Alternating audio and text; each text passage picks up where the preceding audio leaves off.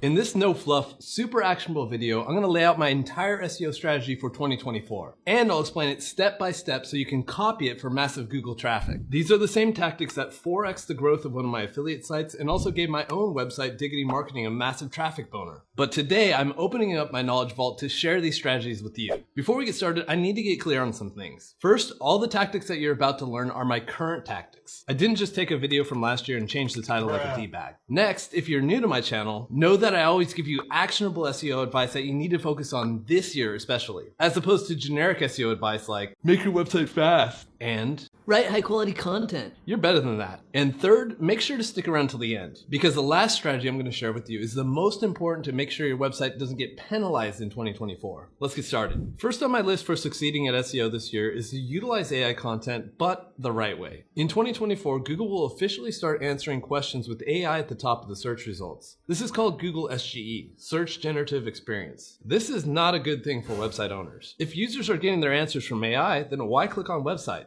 How much will this affect your website traffic? I'm estimating about a 10 to 20% traffic loss depending on the keyword and the topic. But there's a silver lining in all this. Because Google is committed to using AI content, they've been forced to legalize it for webmasters like yourself. They even refined their definition of helpful content from helpful content written by people for people to helpful content created for people. So although you could be losing up to 20% of your traffic, good! You now have the ability to 20x your content production at a 20th of the cost. AI writing software doesn't sleep, doesn't call in sick, and is cheap AF. And best of all, Google is okay with it. And now that you have the ability to print websites with the press of a button, this is going to allow you to hit topical authority much, much faster. If you write a single article on how to shave a cat, Google will be like, get the fuck out.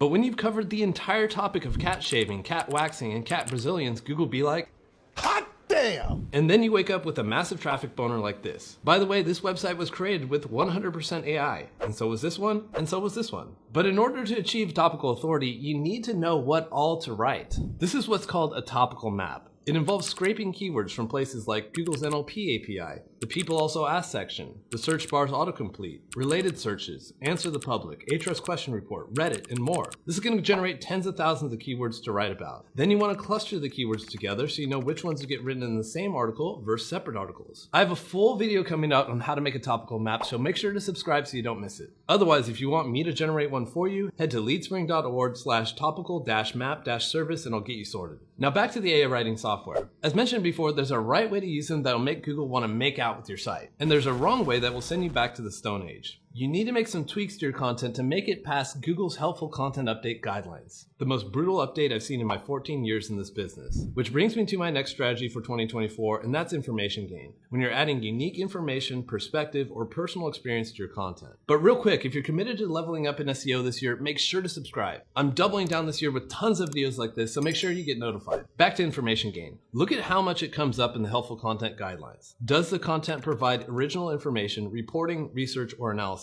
Does the content provide insightful analysis or interesting information that is beyond the obvious? Does it provide substantial additional value and originality? And it goes on and on. This is a traffic graph of my website, Diggity Marketing, since the helpful content update. 27.9% gains. I rank #1 on Google for Learn Affiliate Marketing. And a big part of that is my article is sprinkled with information you'd only get from my 14 years experience with affiliate marketing. But I know what you're thinking, this isn't easy. If you're outsourcing your writing, most writers aren't experts at affiliate marketing. So they'll have no clue what to add beyond the obvious. So you decide to do it yourself, but how can you possibly do this at scale without losing your mind? Which is why I'm using AI. AI can be trained to be an expert by feeding it articles and data that your competitors don't have. For example, here in Surfer AI's custom knowledge feature, I've told it to reference my client's 30 years experience in tax law and that taxes are due this year on April 24th. Normal AI systems don't know this. And just like that, now I have an article with information gain. You can even train it to write in your voice by feeding it your about page from which it can learn your whole story. My next SEO 2024 tactic that you absolutely must focus on is goal completion.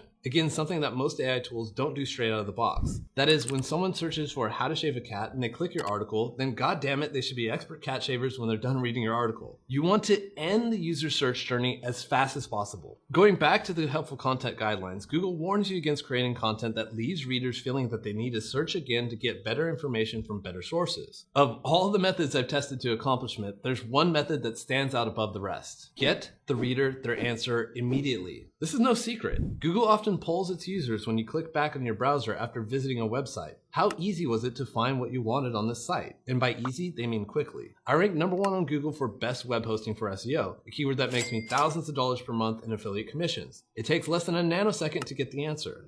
I also ranked #1 for organic SEO services, a keyword that generates giga leads for my agency. Right away, the user gets their answer with both a quick summary section of the article followed by a definition of organic SEO services. So if you're using AI to generate your content, make sure it has the ability to do these things quickly in your content. Next up for my 2024 SEO strategies, we're going to talk about backlinks. In September of last year, Google came out and said that links are no longer a top 3 ranking signal. What?